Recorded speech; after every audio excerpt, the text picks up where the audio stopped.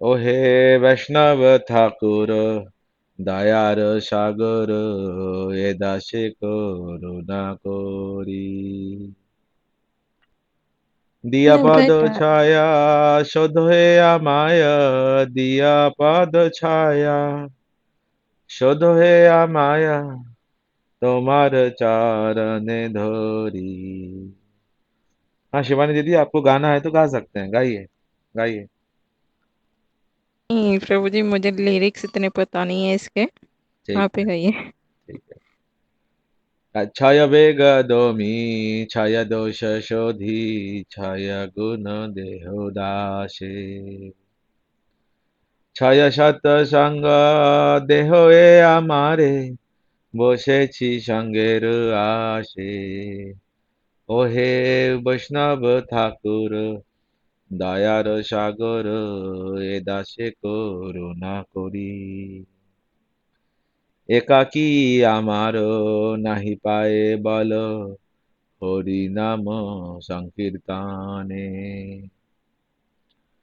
তুমি কৃপা করি শ্রদ্ধা বিন্দু দিয়া তুমি কৃপা করি শ্রদ্ধা বিন্দু দিয়া দেহ কৃষ্ণ নাম দানে ও হে বৈষ্ণব ঠাকুর দয়ার সাগর এ দাসে করুণা করি কৃষ্ণ যে তোমারো কৃষ্ণ দিতে পারো তোমারও শক্তি আছে আমি তো কঙ্গাল কৃষ্ণ কৃষ্ণ বলি আমি তো কঙ্গাল কৃষ্ণ কৃষ্ণ বলি ধাই তব পাছে পাছে ও হে বৈষ্ণব ঠাকুর দয়ার সাগর এ দাসে করুণা করি দিয়া পদ ছায়া সদ হয়ে আমায় তোমার চরণ ধরি ও হে বৈষ্ণব ঠাকুর দয়ার সাগর এ দাসে করুণা করি জয় বৈষ্ণব ঠাকুর জয় বৈষ্ণব ঠাকুর বৈষ্ণব ঠাকুর জয় বৈষ্ণব ঠাকুর जय वैष्णव ठाकुर ठाकुर भक्ति विनोद वैष्णव ठाकुर ठाकुर भक्ति विनोद निताय गौर हरि बोल हरि बोल हरि बोल हरि बोल। तो आप सबका इस मनोशिक्षा के सेशन में सबका स्वागत है। हम लोग पहले गुरु वैष्णव को प्रणाम करके इस सेशन को हम लोग आरंभ करेंगे। नमो विष्णुपदाय राधिकाय प्रियात्मने श्री श्रीमद् भक्तिवेदांत नारायणेति नामिने श्री कृष्णा लीला कथाने सुदक्षम माधुर्य माधुर्य गुणैश्च युक्तम वरं वरेण्यं पुरुषं महान्तं नारायणं त्वां शिरीषा नमामि। नमो विष्णुपदाय कृष्णपृष्ठाय भूतले श्रीमते भक्तिवेदांत स्वामिनीति नामिने नमस्ते सरस्वती देवे गौरवाणी प्रचारिणे निर्विशेष शून्यवादी पाश्चात्य देश तारिणे ओम अज्ञानतिमिरान्धस्य ज्ञानञ्जनशलाकया चक्षुरुन्मीलितं येन तस्मै श्रीगुरुवै नमः। नमो महावदन्नाय कृष्णप्रेमाप्रदायते कृष्णाय कृष्णचैतन्य नामने गौरत्वक्ष्वे नमः।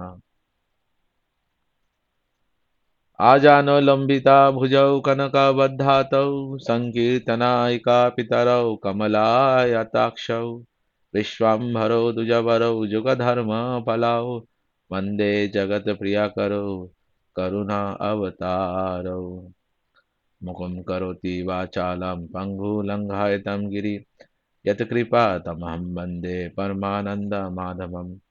हे कृष्ण करुणा सिन्धु दीनबन्धु जगत्पते गोपेश गोपिका कांत राधा कांत नमस्तुते। तप्त कंचन्य गौरांगी राधे वृंदावनेश्वरी विश्वानुसुते देवी प्रणमामि हरिप्रिये। श्री कृष्ण चैतन्य प्रभु नित्यानंद श्री अद्वैत गदाधार श्रीवासादि गौर भक्त वृंद हरे कृष्णा कृष्णा कृष्णा हरे हरे, हरे राम राम राम हरे हरे। तो मैं सबसे प्रथम अस्माध्य परमाराध्य गुरुपाद पद्म ओम विष्णुपाद परमहंस स्वामी अष्टोत्तर शतु नित्य लीला प्रविष्ट श्री श्रीमद् भक्ति वेदांत शिला नारायण गोस्वामी महाराज के चरणों में अनंत कोटि दंडवत प्रणाम अर्पण करता हूँ। ओम विष्णुपाद परमहंस स्वामी अष्टोत्तर शतु नित्य लीला प्रविष्ट श्री श्रीमद् भक्ति वेदांत शिला स्वामी महाराज के चरणों में अनंत कोटि दंडवत प्रणाम अर्पण करता हूँ। समस्त गौड़िया वैष्णव आचार्यों के चरणों में अनंत कोटि दंडवत प्रणाम। उपस्थित आए सभी भक्तों वैष्णव वैष्णवियों के चरणों में मेरा यथायोग्य प्रणाम। आज हमारे साथ हमारी माता जी भी जुड़ी है, तो बहुत बहुत स्वागत है आपका भी। হ্যাঁ, आवाज আসছে কি? आवाज আসছে। तो माता जी भी, मेरी माता जी भी बेलघोरिया से जुड़ी है। उन्होंने भी मुझे बचपन में काफ़ी कुछ भगवान का पूजन, सेवन ये सब उन्होंने मुझे सिखाया। उनके लिए मैं भी उनका आभारी हूँ। और इस धरती में लाए जिनके कारण मैं गुरु वैष्णवों की लीला में कुछ श्रवण कर पा रहा हूँ, तो इसलिए हम लोग अपने माता पिता के तो आभारी है ही।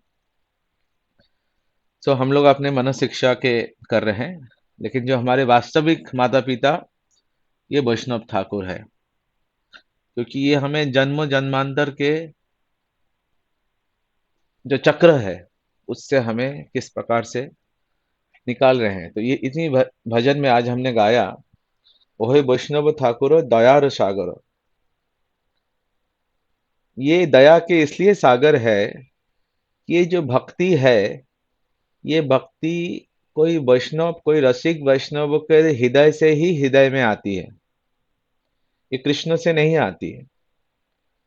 कोई वैष्णव का ही ये संपत्ति है और उनके हृदय से ही हमारे हृदय में आएगा। आज हम लोग मन शिक्षा में भी इसी को श्रवण करेंगे। जब उन वैष्णव का सेवा करेंगे, गुरु वैष्णव का, उनका संग करेंगे। उनका संग करना मतलब ये नहीं कि उनके साथ जाके बैठे रहना या उनके पास बैठे रहना। एक मच्छर भी वैष्णव के पास बैठा है या मक्खिया भी बैठे है, क्या वो वैष्णव संग कर रहे हैं? थोड़ा बहुत फिजिकल रूप में तो चलो कर रहे हैं, वैष्णव की धूल पद धूली तो गिर रही है, लेकिन संग करना मतलब उनके उपदेशों को हृदय में धारण करना, तभी वो संग करना हुआ। उनकी इंस्ट्रक्शन को हृदय में धारण करके अपने जीवन में उतारना, ये बहुत जरूरी है प्रैक्टिकल। नहीं तो हम लोग देखते हैं बड़े बड़े बड़े भागवत सप्ताह होंगे, बहुत सारे लोग आएंगे, वहां पे बहुत कृष्ण कथा सुनेंगे, रोएंगे धोएंगे। चलो उसका तो एक अच्छा है ही, कृष्ण कथा का तो आ, कोई उसका ये नहीं है, कैसे भी सुनेंगे, कुछ तो सुकृति हो ही रही है। लेकिन फिर भी हम देखेंगे जब वो घर जाएंगे तो फिर से अपने पापाचार और उसी में लिप्त रहेंगे। तो वो प्रॉपर संग नहीं हुआ। प्रॉपर संग मतलब उनके सेवा करके, प्रणिप्रश्न न सेवया उपदक्षन्ते त्याग या ज्ञानम ज्ञानीना तत्वदर्शिना।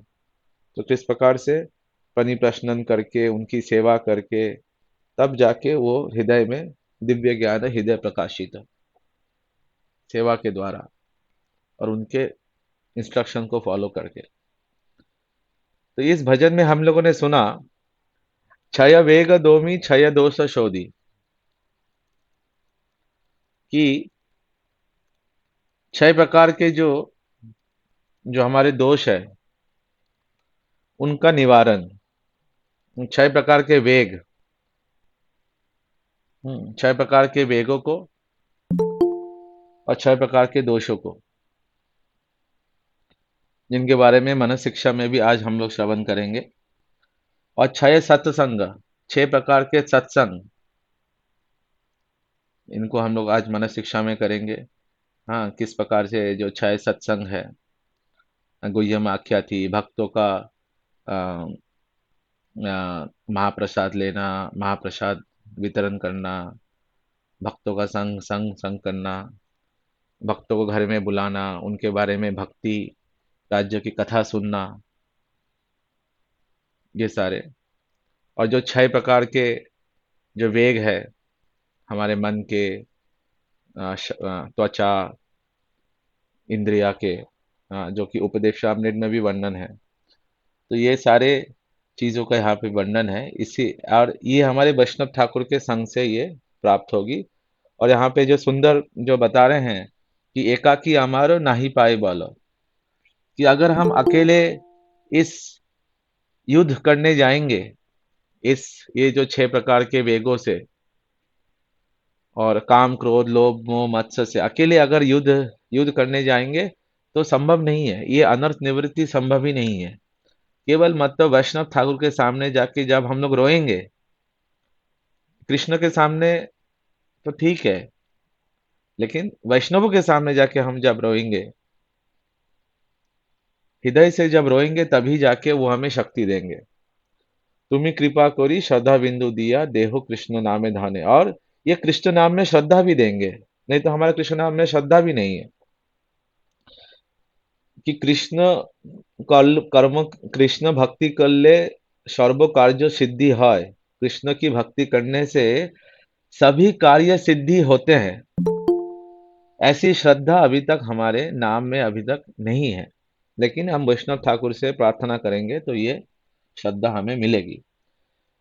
और अंतिम में बोल रहे हैं, कृष्ण जे तुम्हारो कृष्ण दीते पारो तुम्हारो शक्ति आछे।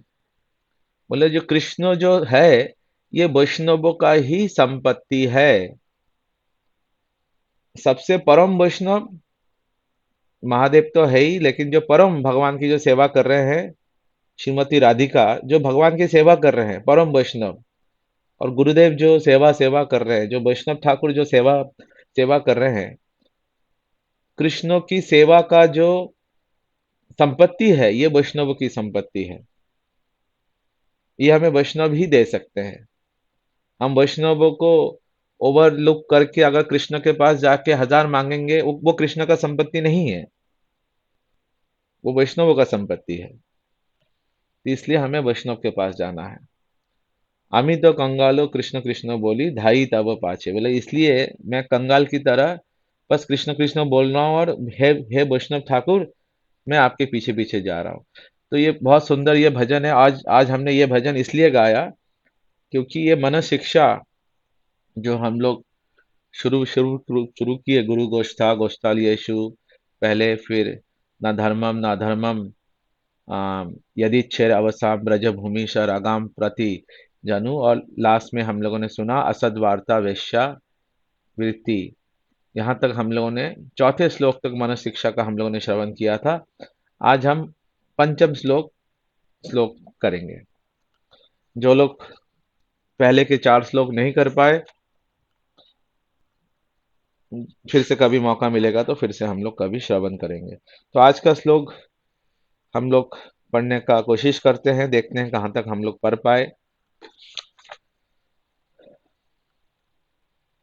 आशा चेष्टा कष्ट प्रद विकटा पशल भीर इहा प्रकम्माम कामादि प्रकटा प्रथपति व्याक्ति करही गले बाधवा हन्ने हम इति बकभिद वर्तमापागाने कुरु त्वां फुटकरन अवति स यथा त्वं मनः इतः। ये बहुत सुंदर हम लोगों ने ये श्लोक है, इसको हम लोग अभी इसका पढ़ेंगे, इसका क्या मतलब है। तो सबसे पहले मन को बोल रहे हैं, ये मन शिक्षा किसके ऊपर है, मन के ऊपर। तो बोल रहे हैं ये जो मन है ये एक भौतिक संसार के रास्ते में ये चला जा रहा है। यहाँ पे जो वर्णन है, प्रकथा प्रकटा प्रथवाति व्याति करही। प्रकता प्रतिपदी व्याति करे, मतलब। प्रभु जी स्क्रीन शो कर देगी वो वाले श्लोक की अच्छा, स्क्रीन शो नहीं हो रही है। ट्रांसलेशन। ओहो, नहीं, मैंने तो बिना प्रभु जी स्क्रीन हो शेयर गई अब। करके अभी हो गई ना। हाँ ठीक। हम्म। तो ये श्लोक आज हमने पढ़ा, पंचम श्लोक। तो प्रकता प्रथपाति व्याति करई, इसका मतलब है कि ये जो भौतिक, जो हमारा अस्तित्व है, और इस भौतिक अस्तित्व के जो रास्ता है, उसमें अचानक से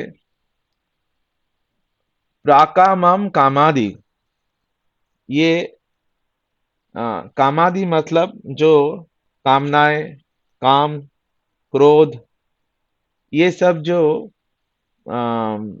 डकैत है, जो डाकू है, वो हमारे इस भौतिक एग्जिस्टेंस के, हमारे जो अस्तित्व है, उसके रास्ते में ये आ गए हैं। और जैसे हम लोग एक रास्ते से जा रहे हैं, है ना, एक रास्ते से जा रहे हैं, और अचानक से अगर कोई डाकू आ जाए और हमारे हमारे गले में रस्सी रस्सी डाल दे, तो कैसी हमारी स्थिति होगी। हाँ, हम लोग रास्ते से जा रहे हैं, मानिए कहीं तो जा रहे हैं हम लोग, वृंदावन में जा रहे हैं, कहीं तो जा रहे हैं, कोई रास्ते से, कोई पार्क में जा रहे हैं, चल रहे हैं हम लोग, और अचानक से कुछ डाकू आ गए, हमारे गले में उन्होंने रस्सी डाल ली, बहुत घनघोर वाली रस्सी। फिर हमारी क्या हालत होगी। तो हमारी स्थिति वैसी है कि हे मन, हम जब इस प्रकट पथपति व्याति करह रास्ते में जब जा रहे थे, इस भौतिक हमारे अस्तित्व के, वहां पे हमें प्राकामान कामादि, प्राकामान मतलब बहुत प्रचुर परिमाण में, ये जो कामनाएं हैं, ये भौतिक कामनाओं का कोई शेष ही नहीं है, कोई अंत नहीं है। मृत्यु के आखिरी समय तक, आखिरी क्षण तक भी वो कामनाएं चलती रहेगी। भुक्ति मुक्ति सकली अशांत, कृष्ण भक्त निष्काम अतएव शांत। तो भुक्ति को चाहने वाला, मतलब भौतिक इच्छा को चाहने जानने वाला, मुक्ति को चाहने वाला, ये सभी अशांत है, क्योंकि कोई इच्छा, कोई उसका अंत ही नहीं है। तो ये कामना रूपी ने हमारे गले पे रस्सी डाल दिया। कैसे रस्सी डाल दिया? बधवा हन्ने, तो हमारे गले में बांध दिया रस्सी। ये जो कामना रूपी, क्रोध, कामना, और क्रोध से कामना से क्रोध आता है, उसका हम लोग अभी श्रवण श्रवण करेंगे। और उससे हमें क्या हो रहा है? उससे हो रहा है अशचेष्टा कष्ट प्रदा विकतः पसभिल इहा। उससे अशत चेष्टा, अशत चेष्टा मतलब हमारे जो पहले के जो हमारे कार्य थे, कर्म थे, उसके कारण ये अशत चेष्टा के कारण हमारे गले में ये रस्सी लगी हुई है, पहले के हमारे कर्म के कारण। अभी हमारे गले में इन डाकुओं ने, मतलब काम, क्रोध, काम से क्रोध, हम लोग अभी श्रवण श्रवण करेंगे, इन सारे छह दोषों ने हमारे गले में रस्सी तो लगा ली है, और हम लोग छटपटा रहे हैं। अब इससे कैसे मुक्ति मिलेगी? कैसे कैसे मुक्ति मिलेगी? तो उसी का वर्णन है, कैसे मुक्ति मिलेगी। हम इति बकाभिद वर्तमापे गाने, बोलेंगे कैसे कैसे मुक्ति मिलेगी। अगर हम वर्तमापे, वर्तमापे मतलब वैष्णवे, वैष्णव। क्योंकि वर्तमाप, वर्तमा मतलब रास्ता, जो भक्ति के पथ में जो चले हैं, जो उनका गुणगान कर रहे हैं, वैष्णव। किनका, किनकी भक्ति कर रहे हैं? इति बकाभिद, जो बकाभिद की भक्ति कर रहे हैं। बकाभिद मतलब बकासुर को भेदने वाला या बकासुर को मारने वाला हमारा ब्रजेंद्र नंदन श्याम सुंदर कृष्ण, बकाभिद। तो उनके उनके सामने जब हम रोएंगे, अवति स यथा त्वम, जब उनके सामने जाके हम कंदन करेंगे, जोर से, जोर से कंदन करना पड़ेगा। कुरु त्वम फुत्करन, कि जोर से हमें उनके सामने रोना पड़ेगा। जब हम रोएंगे तभी जाके ये कामना रूपी, प्रचुर प्रमाण के जो कामना रूपी जो रस्सी हमारे गले में लगी हुई है, तभी जाके उससे हमें छुटकारा मिलेगा। थोड़ा सा संस्कृत श्लोक है, इसलिए थोड़ा सा अ, कष्टदायक हो सकता है, क्योंकि हम लोगों का संस्कृत उतना अच्छा नहीं है, खासकर मेरा। लेकिन फिर भी हम यहाँ पे रघुनाथ दास गोस्वामी के मर्म को हम लोग समझ सकते हैं। तब इसको हम लोग थोड़ा बहुत श्रवण करते हैं। सबसे पहले ये प्रकमान कामादि प्रथपति व्यतिकरः, कि ये जो काम, क्रोध, लोभ, अहंकार, मत्स्य और अहंकार, ये जो छह जो डकैत है, डाकू है, हमारे इस भौतिक अस्तित्व के ये डाकू है। व्यतिकरा मीन जब ये लोग एक साथ मिल जाते हैं, ये जो छह जो डाकू है, ये एक तरह से एक साथ मिलके हमें पूरी तरह लूट लेते हैं, पूरी तरह लूट लूट लेते हैं। हम जो भगवत पथ में जो जा रहे हैं, इस कामना, इस काम के वशीभूत होके उस भौतिक पथ से हम लिप्त हो जाते हैं। या लोभ से, हमें कोई लोभ आ गया तो इस भगवत पथ से हम निकल जाएंगे। या हमें क्रोध आ गया, इस भगवत पथ से निकल जाएंगे। या कुछ नहीं भी आया तो ईर्ष्या आ गया, अहंकार आ गया, ईर्ष्या आ गया, अहंकार आ गया, तो कुछ भी ये भौतिक क्लेश आ गया तो बस भगवान की स्फूर्ति होना मुश्किल हो जाएगा। क्योंकि हम लोग जानते हैं ये काम जो है सबका, सबसे जो इच्छा है, काम मतलब काम भी और इच्छा भी, कामनाएं, किसी वस्तु को भोग करना।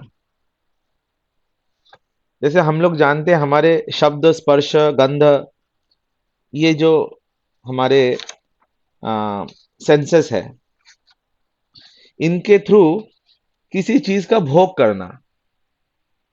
स्पर्श से कामना, काम की इच्छा। या सुनना, कोई बहुत बड़ा सुंदर गाना चल रहा है,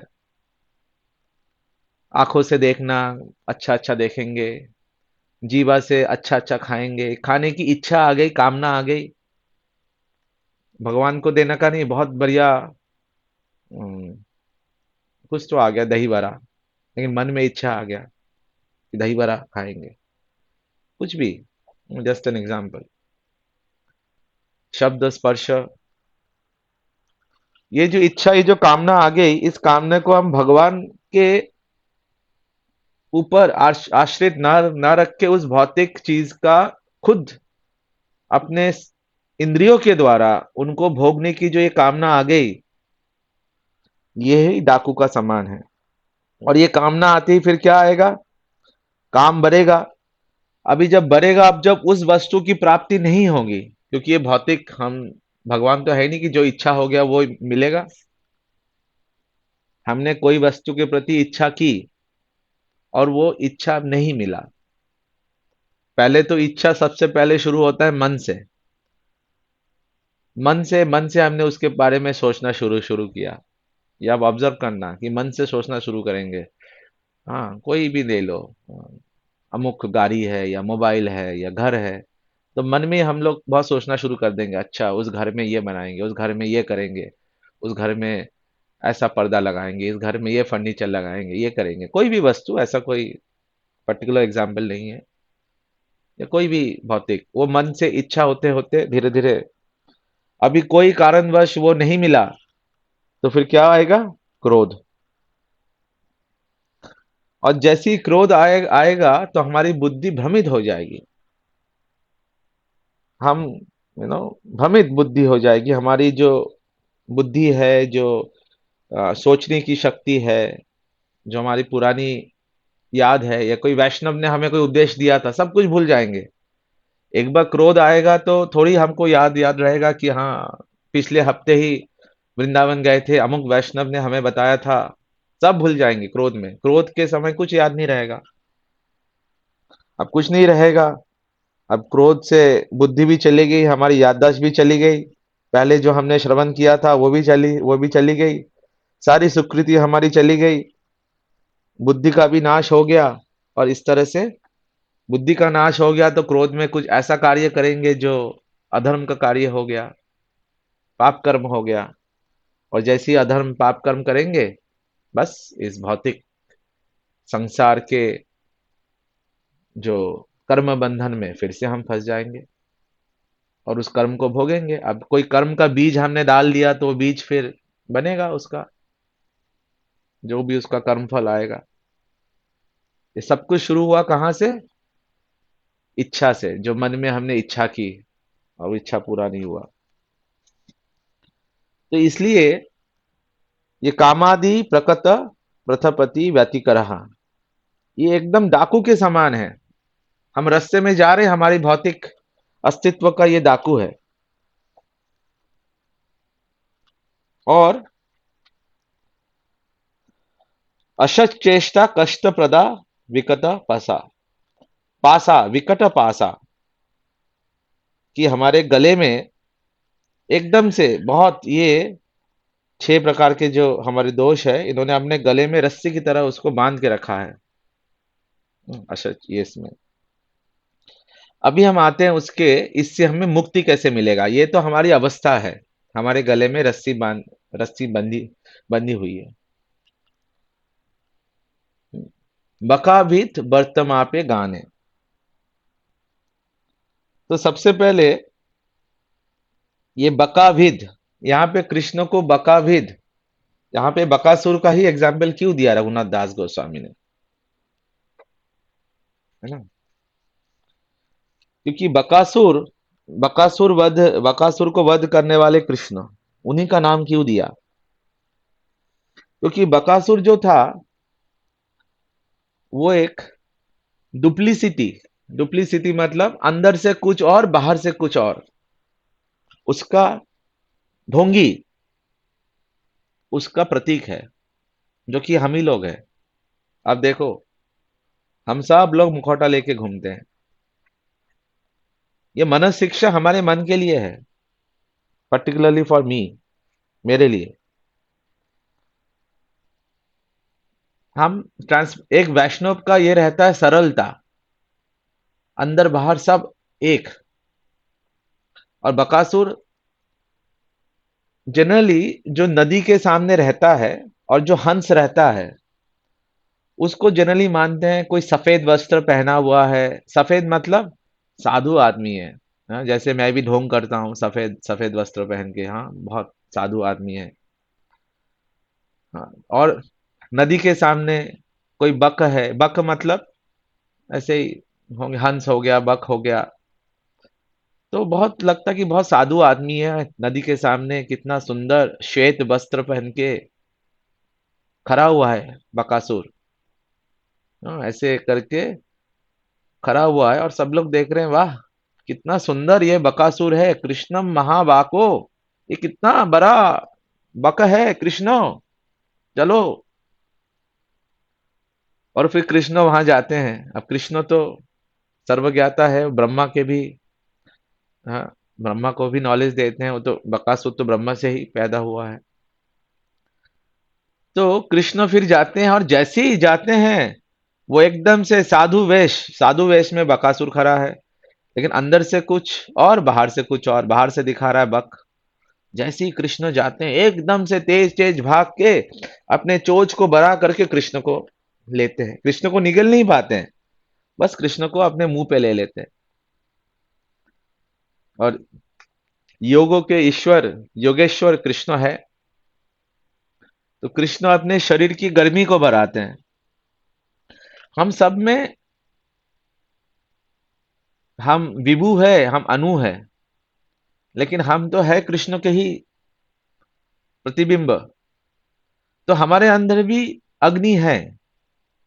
हम ऐसे भी पंचभूत से बने हैं, पानी, अग्नि, आकाश, वायु, मिट्टी। तो हमारे अंदर भी अग्नि है। उसका उसका प्रमाण क्या है? पेट के अंदर जब हम खाना देते हैं तो वो पेट पचाता कैसे है? ये अग्नि है ना पेट के अंदर। इसलिए बोलते हैं ना कि ठंडा पानी मत पियो, खासकर खाने के बाद। खाने के बाद अगर हमने ठंडा पानी पी लिया तो पानी की अग्नि पेट की अग्नि बुझ जाएगी और खाना हजम नहीं होगा। हाँ, ये भगवत गीता में ये भी वर्णन है कि पानी कब पीना चाहिए। पहले पीने से अमृत है, बीच में पीने से जल है, बाद में पिए तो विष है। ये भी भगवत गीता में वर्णन है। तो पेट की हमारी अग्नि है, और हमारे शरीर में भी अग्नि रहती है। आप देखो, कभी हमारा टेम्परेचर हो जाता है 102, 103 होता है ना बुखार में, तो कैसे हो गया? हमारे शरीर में अग्नि है, तभी तो टेम्परेचर बढ़ा दे रहा है। How it can. कभी कभार किसी का इतना बुखार होता है कि आप छूओगे तो एकदम से अरे बाप रे, इतना गर्म। और जो योगी लोग हैं वो इसी अग्नि को बढ़ा के अपना योग अग्नि बना सकते हैं। जो योगी है, जब सागर महाराज, सागर के पुत्र, जब कपिल ऋषि के आश्रम में आए थे और उनमें उन्होंने आक्रमण किया था, तो कैसे कपिल ऋषि ने अपने योगाग्नि से उनको भस्म कर दिया, सागर के पुत्र को। कैसे हम जानते हैं सती सती ने किस प्रकार से अपनी अग्नि अग्नि प्रज्वलित की। बहुत सारे ऐसे उदाहरण हैं हमारे इधर ही। तो कृष्ण को क्या है? कृष्ण तो योगेश्वर है। तो कृष्ण जब बकासुर ने उनको अपने चोंच के अंदर लिया, तो कृष्ण जो परम योगी है, योगेश्वर है, तो उन्होंने अपनी अग्नि बढ़ा दी। ऐसी अग्नि बढ़ा दी कि बकासुर और रह नहीं पाया। अरे बाप रे, इतना गर्म! तो उसने चोंच से ही कृष्ण को फेंक दिया। और कृष्ण जैसे ही नीचे गए, जैसे भीम ने जरासंध को पूरा आर पार ऐसे उनको तोड़ दिया था, चीर दिया था, वैसे ही कृष्ण ने भी बकासुर की चोंच लेके एकदम चीर दिया। तो इसलिए बकाभिद, हमारे इधर में भी बोलते हैं परमहंस स्वामी। तो परमहंस मतलब, बक मतलब, ऐसा प्रतीत होता है कि परमहंस, जो परमहंस होते हैं, राजहंस, वो दूध और पानी को भी अलग अलग करते हैं, जो सही में वास्तविक परमहंस जो है। लेकिन जो ऐसे ढोंगी परमहंस है, या ढोंगी जो बकासुर के भांति ढोंग कर रहा है, तो ऐसे बकासुर का वध करने वाले कृष्ण, तो हम लोग बहुत सावधान रहे कि हम बकासुर के श्रेणी में ना जाए। सरल रहे, जैसी भक्ति है वैसी है, कोई बात नहीं। हमें महान भक्त बनने की जरूरत नहीं है। ये सब शिक्षा हमें अपने जीवन में लाए। Duplicity is very bad thing.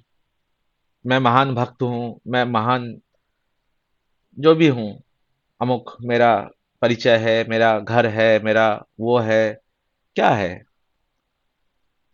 तो ये बकासुर के भांति हम लोग अपने को नहीं, इसलिए बकाभिद, इस बकासुर के वध करने वाले कृष्ण, और उनके उनके गान करने वाले, बकाभिद के गान करने वाले जो वैष्णव है, कौन? प्रहलाद, नारद, पराशर, पुंडरीक, व्यास, अम्बरीश, ये आदि जो भागवतम के ये है, शुक, शौनक, भीष्म, उद्धव, विभीषण, अर्जुन, ये रामानुचार्य जो बोलते हैं, ये सारे वैष्णवों के नाम।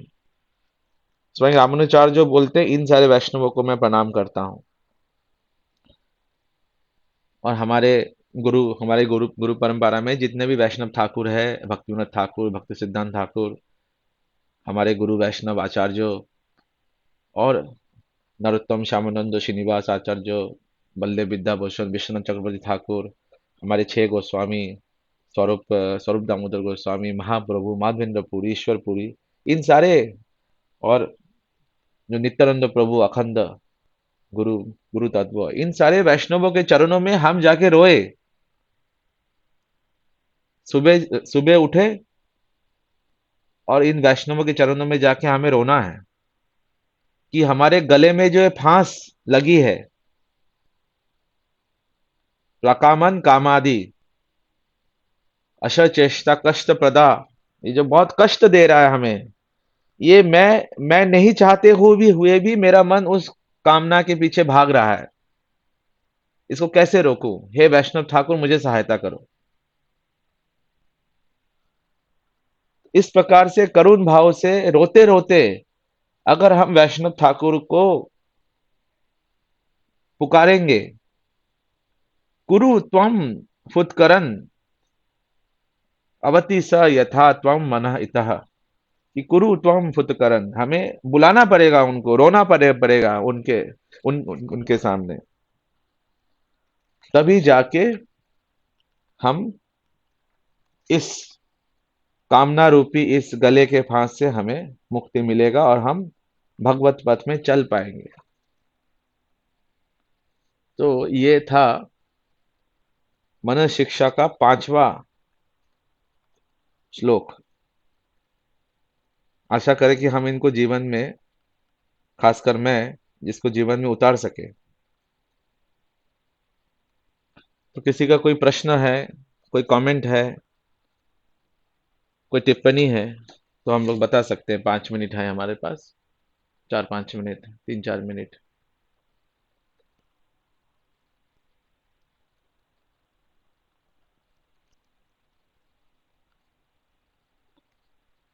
तो आशा करें सबको समझ में आया।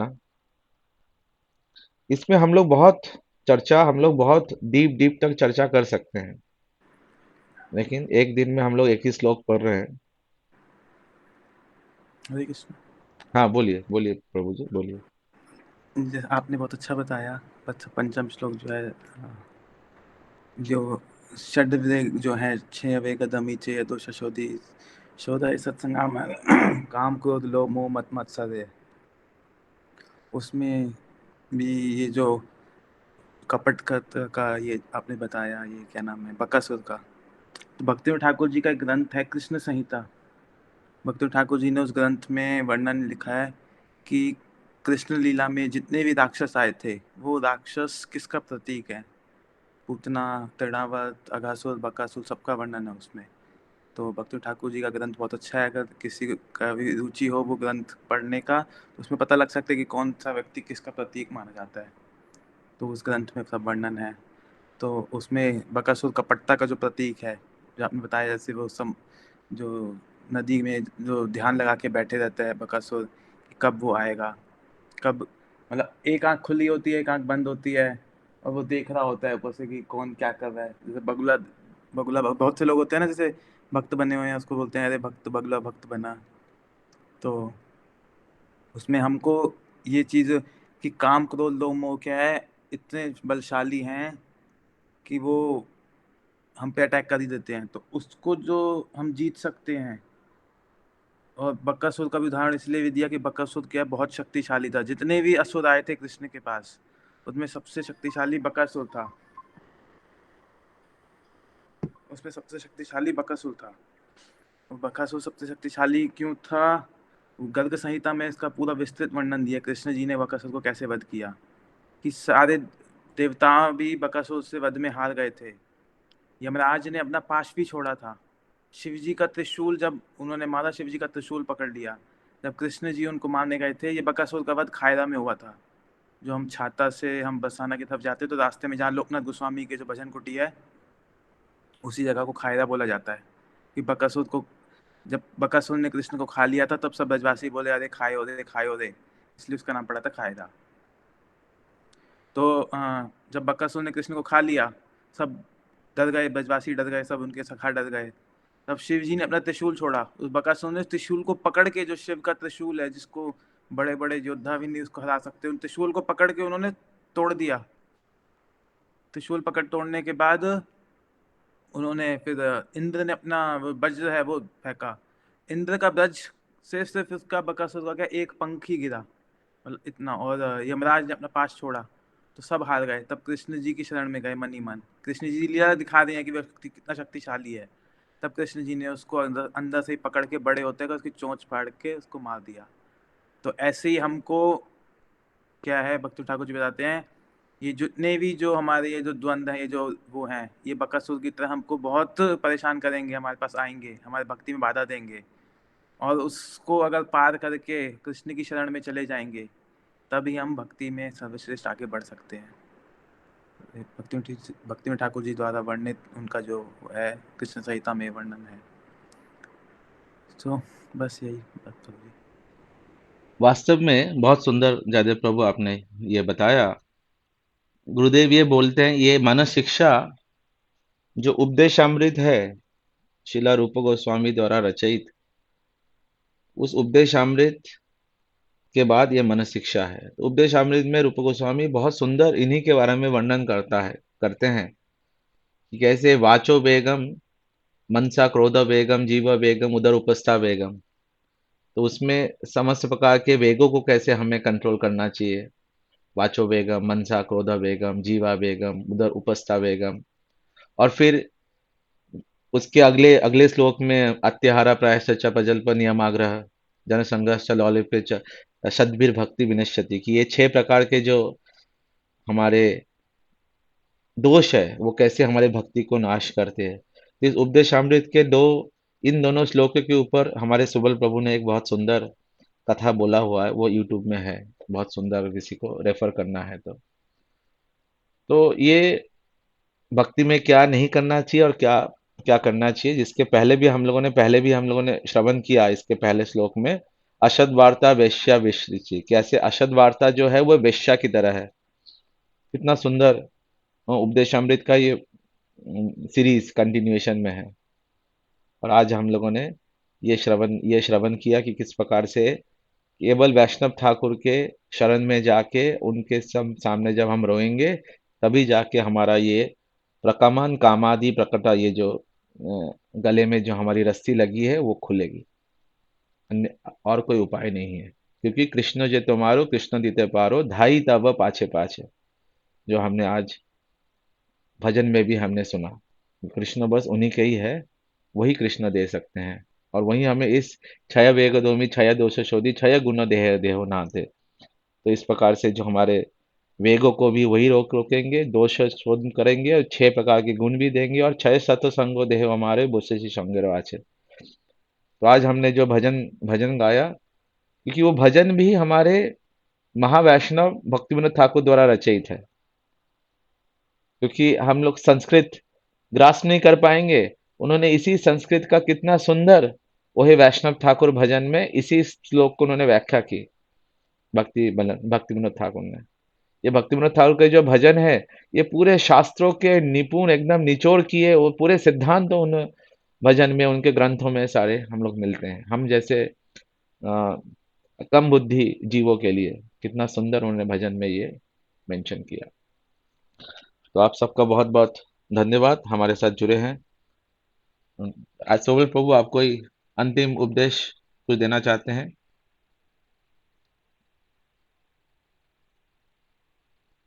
सुबल प्रभु का आवाज नहीं आ रहा है। तो कल हम लोग मनस शिक्षा का 6th श्लोक हम लोग अध्ययन करेंगे, और फिर हम लोग आगे आगे बढ़ेंगे। किसी का कोई प्रश्न है तो हम लोग आप पूछ सकते हैं, ऐसे व्हाट्सएप में भी पूछ सकते हैं, नहीं तो कल फिर हम लोग इसी समय जुड़ते हैं 8:30 बजे।